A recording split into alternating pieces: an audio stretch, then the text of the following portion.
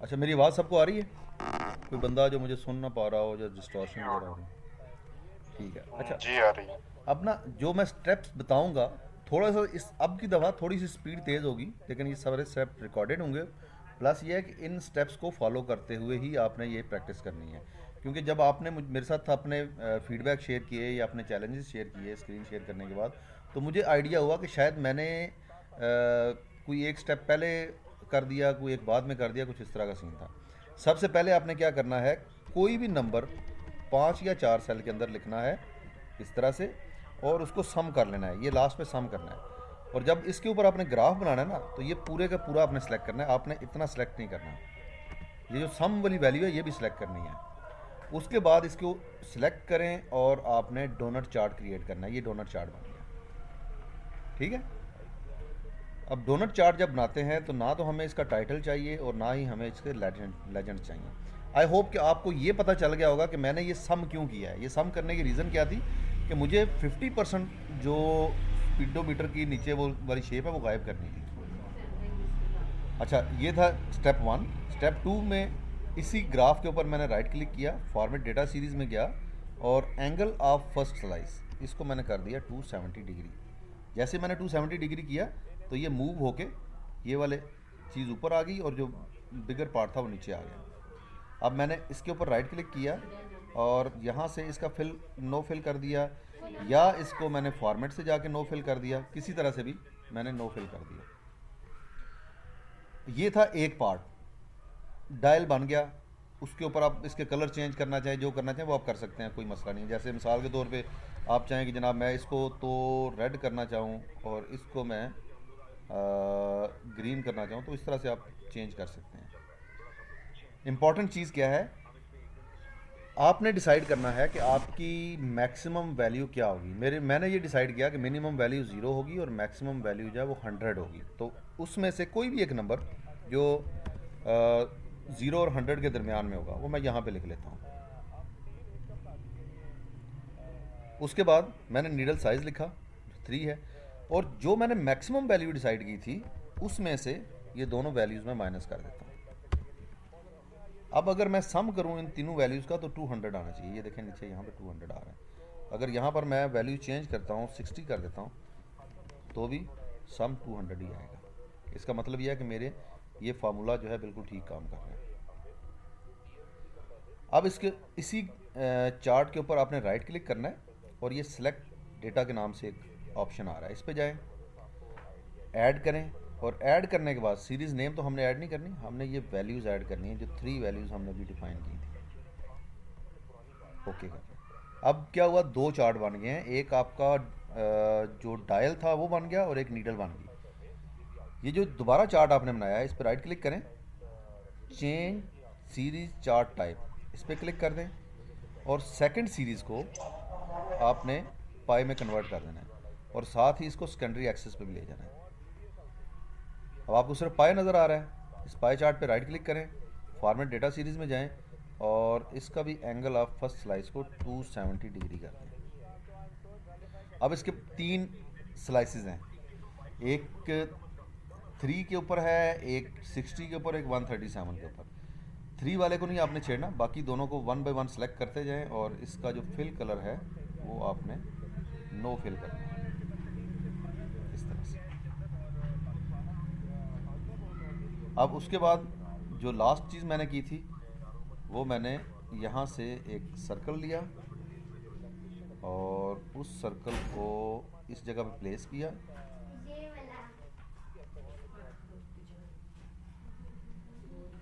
और इस सर्कल में मैंने वैल्यूज डिस्प्ले की इज इक्वल टू 60।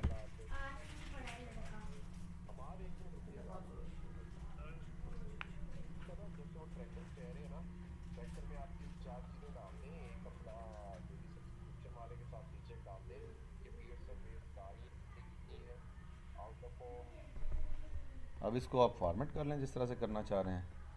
तो ये सिंपल सा आपका ग्राफ था। ठीक है। अब कलर कैसे करने हैं वो एक अलग डिबेट है, वो आप इजीली कर सकते हैं, उसमें कोई इशू नहीं है। यहाँ तक कोई चीज़ समझ में नहीं आई तो वो आप पूछ लें। प्रैक्टिस आप सब लोगों ने की है, कुछ लोगों ने ग्रुप में भी शेयर किया था, कुछ लोगों ने यहाँ पर बता दिया।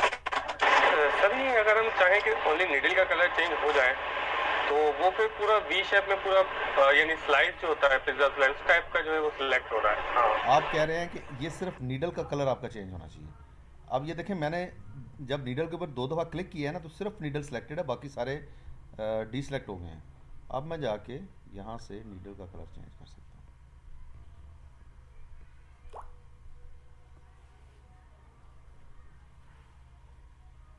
ठीक है सर।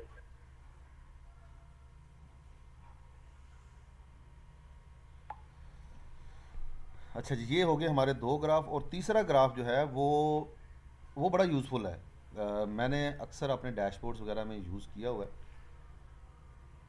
हमारा ना एक बेंचमार्क होता है किसी भी चीज़ का। जैसे मैंने कल एक बात की थी कि 85% हमने कंडीशनल फॉर्मेटिंग के टाइम पे कि 85% हमारा बेंचमार्क है।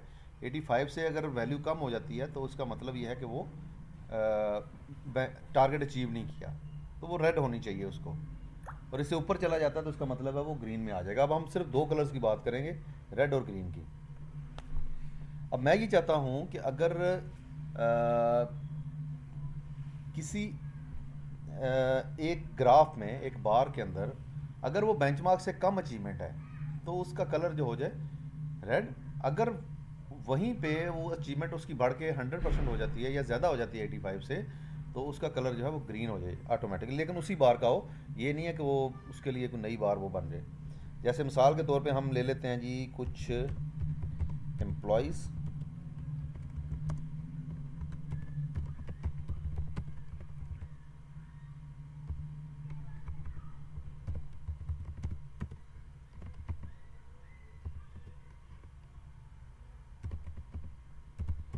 ये कितने एम्प्लॉयज़ आ गए हैं टोटल?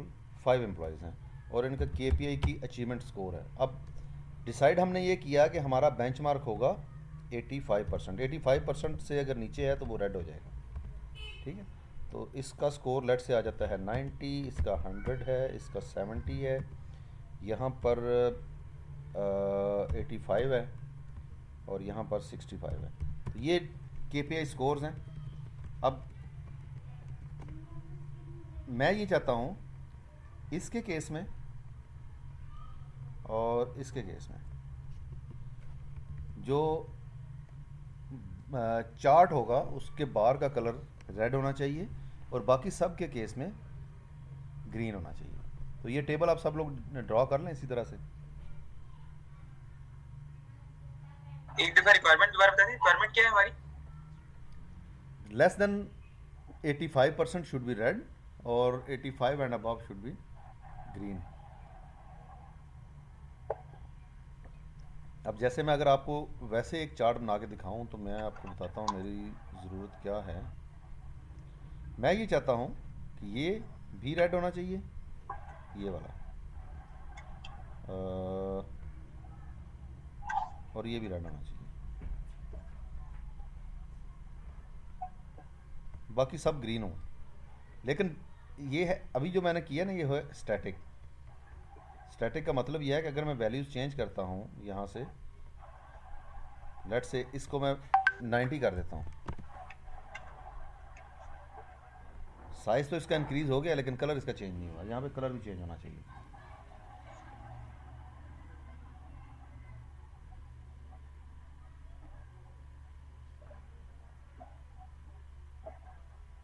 ये सॉरी, कलर वाली चीज फिर से प्लीज बता सकते हैं किस तरह आपने किया? नहीं नहीं, ये अभी इसको आप सिर्फ आइडिया के ऊपर फोकस करें कि मैं आपको बताना क्या चाह रहा हूँ। बेसिकली हम निकालना वो जो चीज़ करनी है ना, वो आगे चल के मैं बताता हूँ। ये ऐसे नहीं होगा, वो ये सिर्फ आइडिया दे रहा हूँ कि अगर आप यहाँ से आपकी वैल्यू जो है वो बेंचमार्क से नीचे चली जाए तो इस बार का ऑटोमेटिकली कलर जो है वो रेड हो जाए, और अगर ये बेंचमार्क से ऊपर चली जाए तो ये इसका कलर ऑटोमेटिकली ग्रीन हो जाए। इस केस में ऐसा हो नहीं रहा, लेकिन हम ग्राफ इस तरह से बनाएंगे जो ऑटोमेटिकली इसके कलर चेंज कर रहा होगा। अब मैं इसको करता हूँ डिलीट। अब आपने क्या करना है, यहाँ पर 2 कॉलम बनाने हैं। एक कॉलम होगा ग्रीन के नाम से और एक होगा रेड के नाम से। ये 2 कॉलम ऐसे बनाने हैं।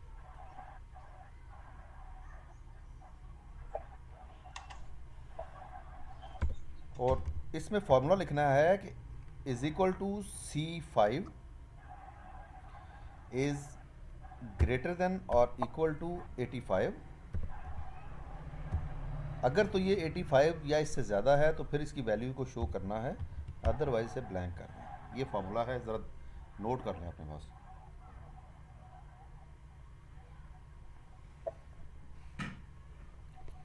और यही फार्मूला नीचे की तरफ ड्रैग कर दें। अब जिस जगह पे आपकी वैल्यूज़ जो हैं वो 85 से कम हैं, हमें 85 लिखना चाहिए या लिंक करना चाहिए? दोनों ऑप्शन ठीक हैं, जो आपको बेहतर लगता है। लिंक करने से डायनामिक हो जाएगा। अगर आप इन केस बेंचमार्क चेंज करते हैं, जैसे 85 से आप 90 पे चले जाते हैं, तो वो उसी हिसाब से चेंज हो जाएगा। यहाँ पर ये स्टैटिक है, ये मुझे हर एक जगह पे जाके मैनुअली चेंज करना पड़ेगा।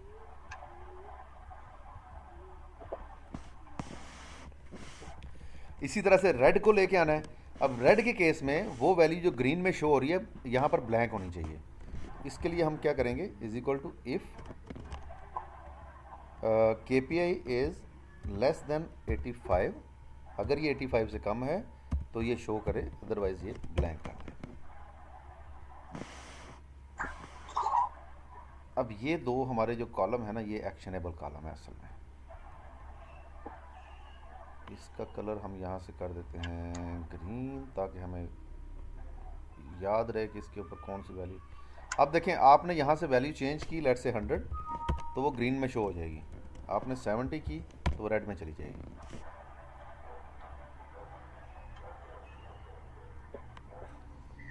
रेड वाले का फॉर्मूला एक दफा दिखा दें। हाँ जी, ये लें।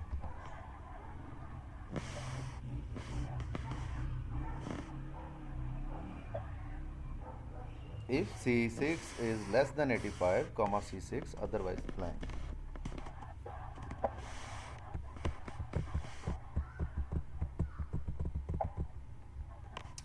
यहाँ पर हमने फार्मूला वही है, सिर्फ उसमें जो लॉजिक है वो हमने चेंज की है। ग्रीन के केस में या greater than or equal to, और रेड के केस में लेस देन। बाकी फार्मूला सेम है।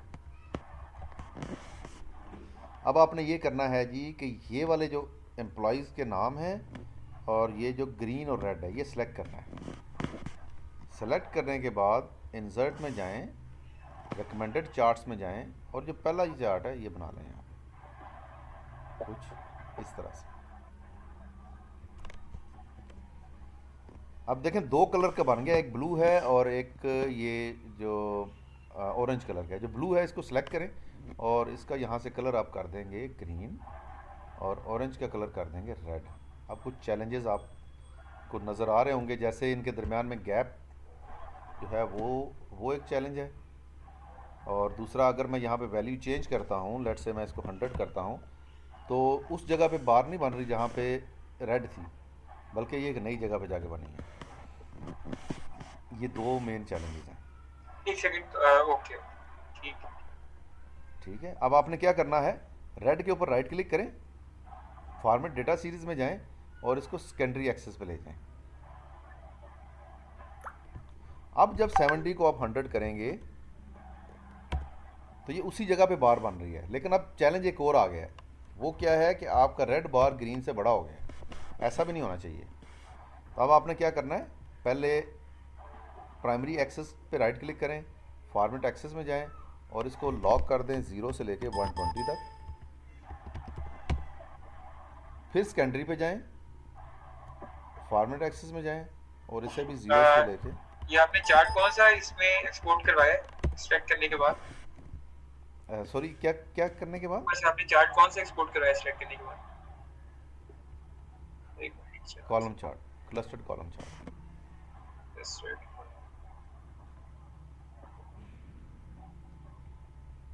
ये जो आपने फॉर्मेट एक्सेस वाला चीज है, ये रिपीट कर देते हैं।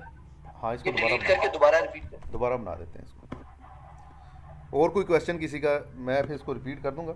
आप कुछ चीज़ अभी जो कंफ्यूज कर रही है वो अभी पूछ सकते हैं जी। वो सिर्फ एक्सेस वाली चीज बता दें। ठीक है, दोनों एक्सेस पे राइट। समरी अगर प्लीज दोबारा से करा देते हैं वो। ये सारा दोबारा करेंगे, उसकी please, टेंशन नहीं है। इस पर आपने राइट क्लिक किया, फॉर्मेट एक्सेस में गए, मिनिमम को 0 और मैक्सिमम को 120। ये आप मैंने मैनुअली लिखा इसलिए है ताकि मैं इसको फिक्स कर सकूं। फिक्स का निशानी ये है कि इसके साथ पे रीसेट लिखा हुआ आ जाता है। ये मैंने प्राइमरी एक्सेस को किया, फिर इसी तरह मैंने सेकेंडरी को कर दिया। फिक्स हो गया। हमारा तो सिर्फ अभी एक ही एक्सेस आ रहा था ना। हाँ, आपने उसको सेकेंडरी में लेके नहीं गए थे। अच्छा, सबसे पहले आपने ये टेबल ड्रॉ कर लिया इतना, ये आई होप सबका इतना तो हो गया होगा। उसके बाद ग्रीन में एक फॉर्मूला लिखना है आपने कि इफ़, अच्छा दो कॉलम बनाए, एक ग्रीन के नाम से और एक रेड के नाम से।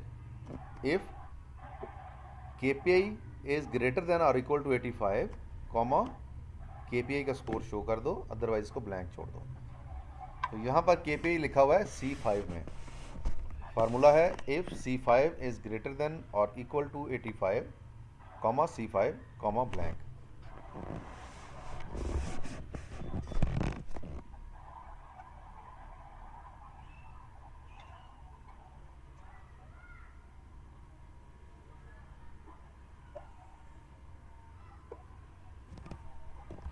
उसके बाद मैंने इसको नीचे ड्रैग कर दिया और रेड में मैंने लिखा है if C5 is less than 85, comma 85, comma blank.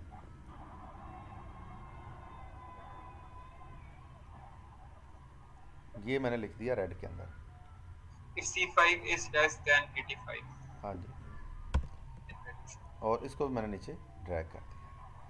अब आपको कैसे पता चलेगा कि आपका फार्मूला ठीक है? ग्रीन में जो वैल्यू शो हो रही है वो रेड में नहीं होनी चाहिए उसके अगेंस्ट, और जो रेड में शो हो रही है उसके अगेंस्ट ग्रीन में शो नहीं होनी चाहिए। अगर ऐसे ही आ रहा है तो इसका मतलब ये है कि आपका फार्मूला ठीक है। दूसरी चीज़ आप खुद से ऑब्जर्व कर सकते हैं कि हमने जो बेंचमार्क डिफाइन किया था 85, उससे कम वैल्यू ग्रीन में नहीं आनी चाहिए और उससे ज़्यादा वैल्यू जो है वो रेड में नहीं आनी चाहिए।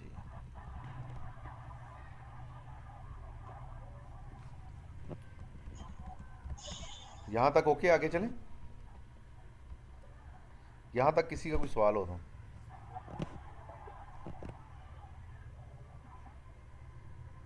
No question, all clear?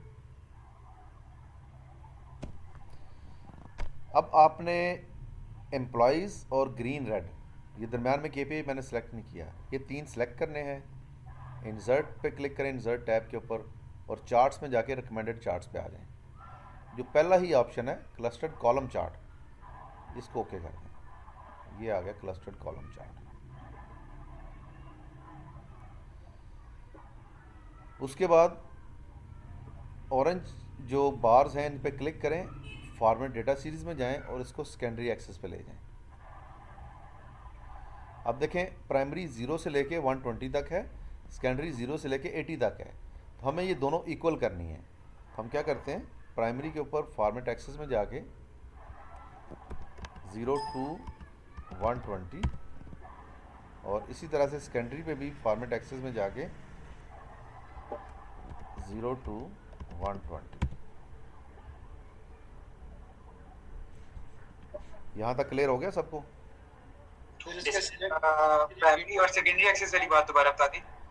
इस पे राइट क्लिक किया, फॉर्मेट डेटा सीरीज में गए जो किसी एक कलर पे, और उसको सेकेंडरी पे शिफ्ट कर दिया। जब आप सेकेंडरी पे शिफ्ट करते हैं तो आपके दोनों साइड के ऊपर इस तरह से एक्सेस लिखे हुए आ जाएंगे। फिर पहले प्राइमरी एक्सेस पे राइट क्लिक करें, फॉर्मेट एक्सेस पे जाएं और मिनिमम को 0 कर दें और मैक्सिमम को 120 कर दें। यही एक्टिविटी आपने करनी है सेकेंडरी एक्सेस के साथ। Minimum 0, maximum 120।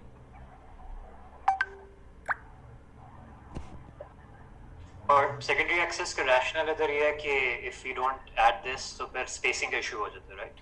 फिर वो एक ही जगह पे बार नहीं बनेंगे, वो खूबसूरत नहीं लगेगा आपको ग्राफ। तो इसके पीछे इसको जब हम मतलब जी जी, कलर्स मुख्तलिफ चाह रहे हैं दोनों के जो 85। हम ये चाह रहे हैं कि आप एक रिपोर्ट बना रहे हैं रोज़ाना की बुनियाद पे। मिसाल के तौर पे आप अगर जैसे मैं कमर्शियल की बात करूं तो रीजन वाइज रिपोर्ट ये शेयर करते हैं। इंस्टेड ऑफ कि ये रोज़ाना सुबह उठें, रिपोर्ट बनाएं, फिर ये खुद से मैनुअली उनके कलर चेंज कर रहे हो, इनके बार चार्ट जो है वो ऑटोमेटिकली उनके कलर जो है वो उस तरह से एडजस्ट हो जाए। जो बेंचमार्क अचीव कर रहे हैं वो ग्रीन हो जाएं, जो बेंचमार्क अचीव नहीं कर रहे वो रेड हो जाएं। ठीक है, समझ गया। मैं ये सोच रहा था कि लॉजिक क्या है कि मैं यही कि रेड में जो ऑटोमेटिकली वो खुद ही उसका कलर चेंज होता है। हाँ जी, कोई और भी सवाल कर रहा था?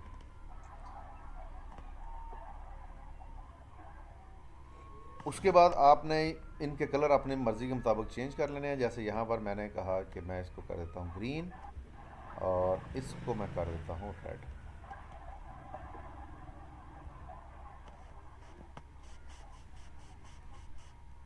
अभी एक दफ़ा सब लोग ये बना लें अपने अपने पास। और ये नीचे एम्प्लॉई शो नहीं हो रहे, मतलब कलरिंग ग्रीन रेड 89-90% चीज आ रही है, मगर बेस पे बट हॉरिजॉन्टली आपके पास नहीं शो हो रहे, स्क्रीन शेयर करें अपनी।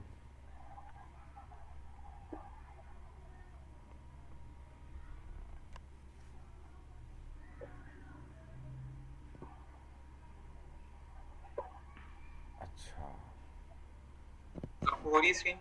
हाँ, डिलीट कर दें इसे।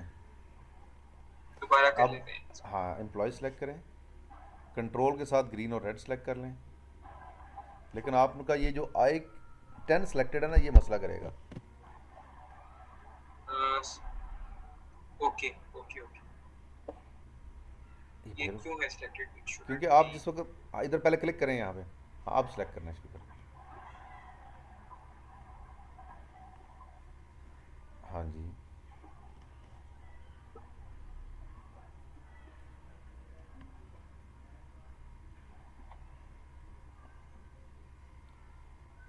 ओके नहीं नहीं, इसे ख़त्म करें, इसे ख़त्म करें, डिलीट करें इसे, दोबारा सेलेक्ट करें।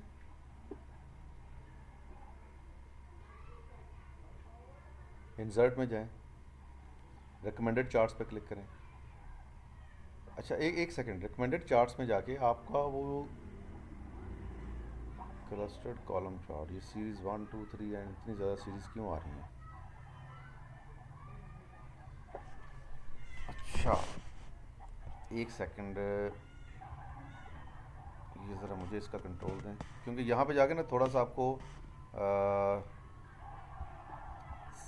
थोड़ा सा मसला आएगा सेटिंग करने का इसकी। अब ये बन गया सीरीज़ 1 सीरीज़ 2 सीरीज़ 13 तक, जबकि ऐसा नहीं होना चाहिए था।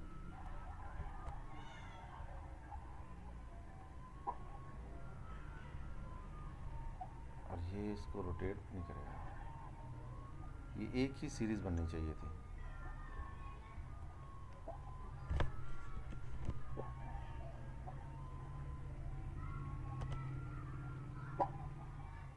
ये कोई फार्मूला की वजह से नहीं हो रहा इशू? नहीं नहीं, फार्मूला तो मैंने भी लगाया हुआ है, ये सिलेक्शन की वजह से। सिलेक्शन है, आप ना मसला कर देते हैं। ये ले, आप एक्स्ट्रा हेडर सेलेक्ट कर रहे थे ग्राफ बनाते हुए, एम्प्लॉई को नहीं करना सेलेक्ट। नहीं, एम्प्लॉय भी किया मैंने। नहीं, पहले मैंने नहीं किया था, बट बाद में नहीं, उसमें ना होना तो नहीं चाहिए। सिलेक्शन में कोई सेल डबल सेलेक्ट हो रहा था। जब आप कंट्रोल के साथ ही सिलेक्ट करना शुरू करते हैं ना, मैं क्या करता हूँ, मेरी सिलेक्शन इस तरह से हो एम्प्लॉई रही है, डबल सेलेक्ट हो रहा है ना। डबल सेलेक्ट हो रहा था।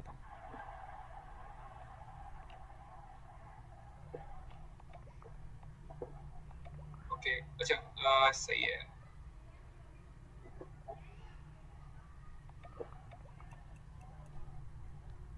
सेकेंडरी एक्सेस हमने ऑरेंज को बनाया, राइट? किसी को बना लें, कोई मसला नहीं। एक सेकेंडरी पे रख लें, एक प्राइमरी पे रख लें।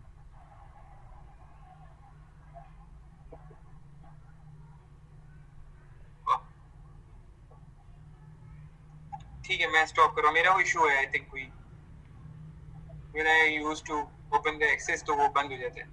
हाँ, तो इसको ना रीइंस्टॉल करवाएं एक्सेल को, इसमें कुछ इश्यूज हैं। अच्छा, मुझे एक बात बताएं, आप सब ने पावर क्यूरी इंस्टॉल करवा ली है? कल मैंने पावर क्यूरी स्टार्ट करना है, तो सबके पास प्लीज़ ये इंश्योर कर लें कि इंस्टॉल्ड हो। ये जो चीज़ें आप सीख रहे हैं ना, मेरे ख्याल के मुताबिक पावर क्यूरी और पावर पिवट ये इनसे ज़्यादा इंपॉर्टेंट है। क्योंकि पहले ये होता था कि सिर्फ ब्यूटी हमारा एक मिशन होता था कि हमने खूबसूरत सा ग्राफ बनाने हैं, खूबसूरत सा डैशबोर्ड बनाना है। अब थोड़ा सा एक चैलेंज ये भी आ गया है कि एक खूबसूरत डैशबोर्ड के साथ साथ हमने बिग डेटा को भी हैंडल करना है। तो बिग डेटा हैंडलिंग जो है वो पावर क्यूरी और पावर पिवट के अलावा नहीं हो सकती। वो लाजमी इंस्टॉल करवाएं ताकि वो चीज़ आपकी मिस ना हो जाए। ये सही कह रहे हैं, पावर क्वेरी के बगैर तो गुजारा ही नहीं है।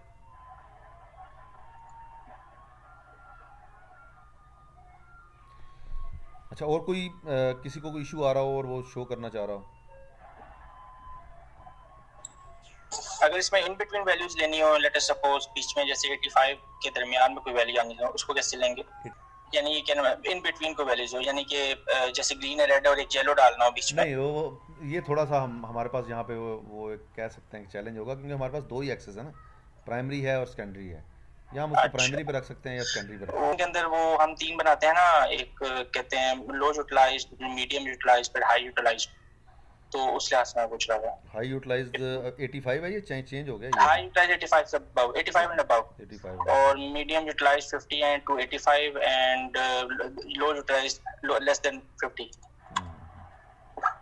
उसके लिए कुछ और सोचे हैं, इन्हीं ग्राफ्स को यूज करते हुए कुछ और सोचे हैं उसके लिए। चल ठीक। माज, आप, मुझे ऐसा क्यों लग रहा है कि आपने पहले भी मेरे पास एक दो ट्रेनिंग्स मेरे साथ अटेंड की हुई हैं? मैं एक्चुअली डैशबोर्ड बनाता रहता हूं। पावर बीआई की ट्रेनिंग में थे? नहीं, पावर बीआई की ट्रेनिंग में नहीं था।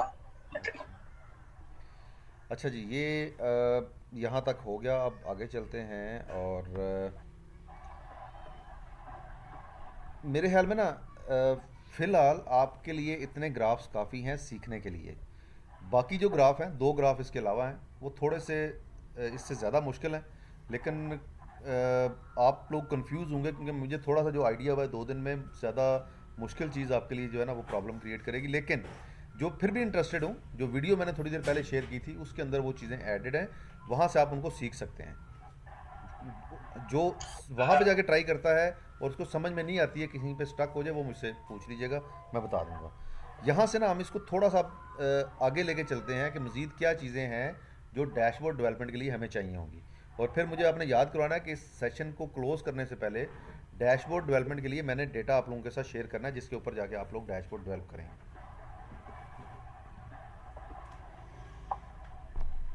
अच्छा, अब पावर क्यूरी तो काफ़ी लोगों ने इंस्टॉल करवा लिया है। पावर पिवट सबके पास आ रहा होगा, चेक कर लें अगर किसी के पास पावर पिवट नहीं आ रहा तो।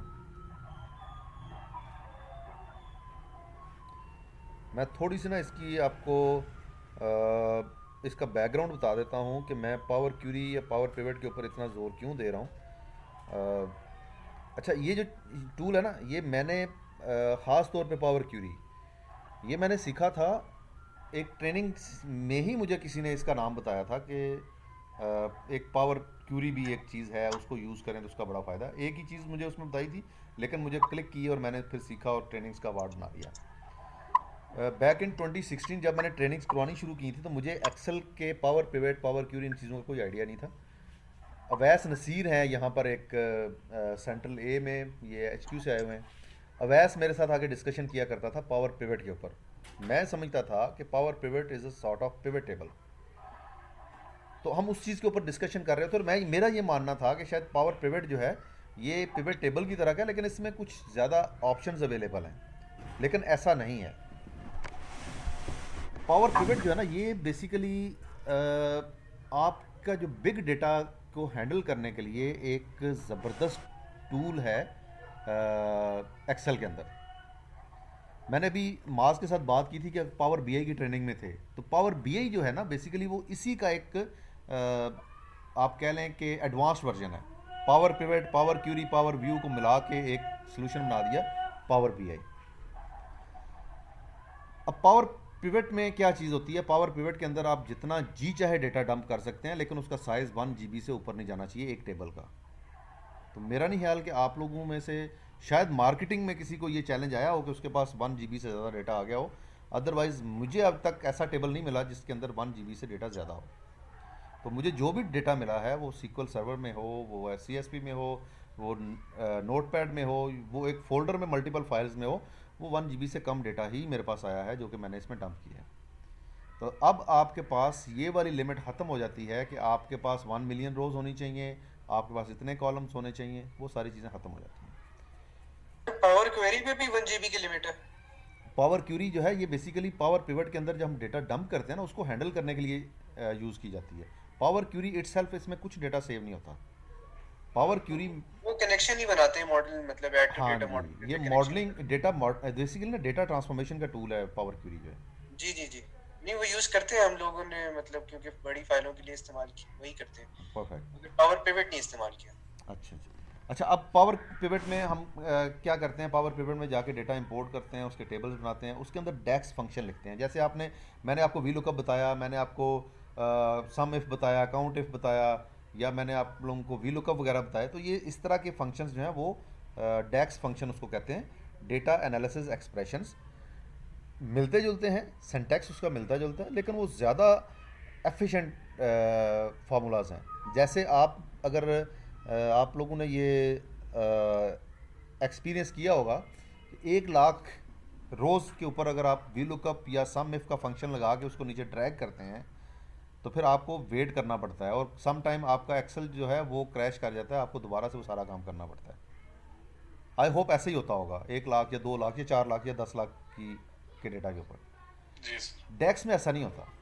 डेक्स में आपने 10 मिलियन रोज़ के ऊपर भी फार्मूला लगाया है तो वो with in fraction of seconds जो है वो अप्लाई हो जाता है।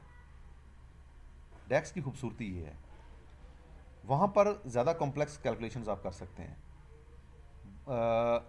आपका टाइम सेव होता है। आप जो अभी थोड़ी देर पहले हम बात कर रहे थे ना PRB की, अब मैं भी जियो मार्केटिंग की चीज़ें देखता था सेंट्रल ए में, तो मेरे पास डेटा आता था रोज़ाना की बुनियाद पे ट्रैफिक का। अब वो डेली की एक फ़ाइल है, और वो फ़ाइल जो है उसके अंदर तकरीबन 3 या 4 MB की फ़ाइल रोज़ाना आती थी, और मेरे पास 1 साल की फ़ाइल्स एक ही फ़ोल्डर के अंदर पड़ी थी जो कि मैंने डंप की हुई थी पावर पिवट में, जिसके ऊपर मैं जाके डेटा को एनालाइज करता था या उसके वो ट्रेंड्स निकाल रहा होता था, जो भी चीज़ें हैं। तो मुझे फ़ोल्डर से एक फ़ाइल बनाने का कोई चैलेंज नहीं था, मुझे बिग डेटा को हैंडल करने का कोई चैलेंज नहीं था। हाँ, एक चीज़ ज़हन में रखनी है कि जब भी आप पावर पिवट के ऊपर काम करेंगे तो डेटा को समराइज़ करने के लिए आपको पिवट टेबल ही इस्तेमाल करना पड़ेगा। आप 2 टेबल्स के दरमियान में रिलेशनशिप बिल्ड कर सकते हैं, 2 से या इससे ज़्यादा टेबल के दरमियान में। फिर आप मल्टीपल जो आपके पिवट टेबल्स हैं उनको एक स्लाइसर के ज़रिए हैंडल कर सकते हैं। उसकी भी एक एग्जांपल हम आगे चल के डिस्कस करेंगे। अच्छा, पावर पिवट के टैब पे हैं तो यहाँ पर अगर आप देखें मैनेज आ रहा है, कैलकुलेटेड फील्ड्स आ रहा है, KPIs है, और ये आगे अलाइनमेंट और इस तरह की चीज़ें हैं, लेकिन इंपॉर्टेंट ये 3 है। मैनेज से क्या होता है कि आपके लिए एक नई विंडो ओपन हो जाती है, डेटा मॉडल की विंडो उसको कहते हैं। अगर ये किसी की ओपन ना हो रही हो तो प्लीज़ अपना एक्सेल री इंस्टॉल करवा लीजिएगा, आपके एक्सेल कंप्लीट इंस्टॉल नहीं हुआ, और ये बड़ा इंपॉर्टेंट है। अब इसमें देखें, ये पावर पिवट की विंडो है, ये नॉर्मल एक्सेल था और एक पॉपअप ओपन हुआ, उसमें डेटा मॉडल ओपन हो गया। अब इसमें भी अगर आप देखें वही कट कॉपी पेस्ट है जिनकी हमें नॉर्मली यहाँ पे ज़रूरत नहीं पड़ती। ये बड़ा इंपॉर्टेंट है, गेट एक्सटर्नल डेटा। अब आप क्या कर सकते हैं, आप अपनी जो रिपोर्ट है ये डायरेक्टली अपने डेटाबेस से कनेक्ट कर सकते हैं।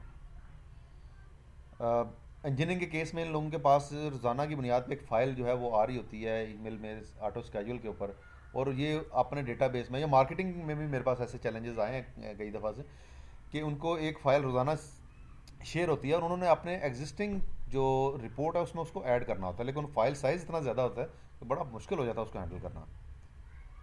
तो इस केस में क्या कर सकते हैं आप कि वो जो मल्टीपल फाइल्स आ रही हैं वो एक फ़ोल्डर में रखें, पावर क्यूरी से इसको इंपोर्ट करें डेटा मॉडल के अंदर और उसके ऊपर अपना काम कर लें। SQL सर्वर है, उसमें डेटा ऑलरेडी आपका स्टोर है, आप पावर पिवट को डायरेक्टली लिंक कर दें, उसका कनेक्शन बिल्ड कर दें SQL के साथ, वहाँ से वो डेटा आपका डायरेक्टली आप यूज़ कर सकते हैं। तो इसके लिए अगर आप यहाँ पे देखें फ्रॉम डेटाबेसेस में SQL सर्वर भी है, माइक्रोसॉफ्ट एक्सेस भी है और एनालिसिस सर्विसेज हैं पावर पिवट की।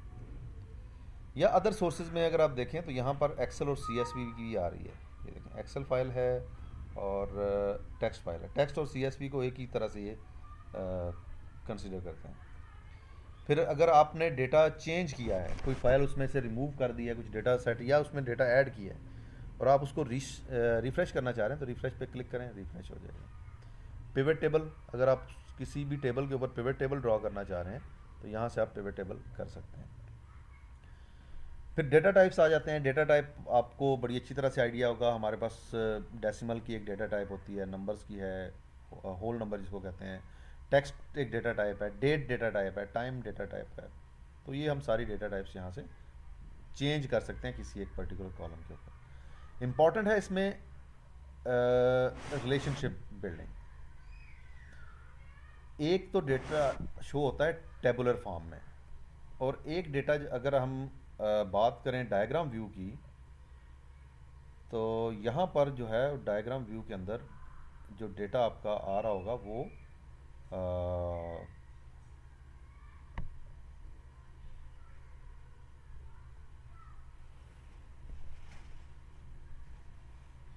यहाँ पे जो डेटा आ रहा होगा वो सिर्फ हेडर्स आएंगे, डेटा नज़र नहीं आएगा।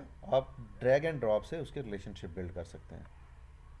मैं जब भी इस विंडो पे आता हूँ, आई डोंट नो क्यों मेरा जो रिकॉर्डर है ना ये मसला करना शुरू कर देता है, स्क्रीन रिकॉर्डर। अच्छा एनीवेज, इसको मैं स्टॉप करके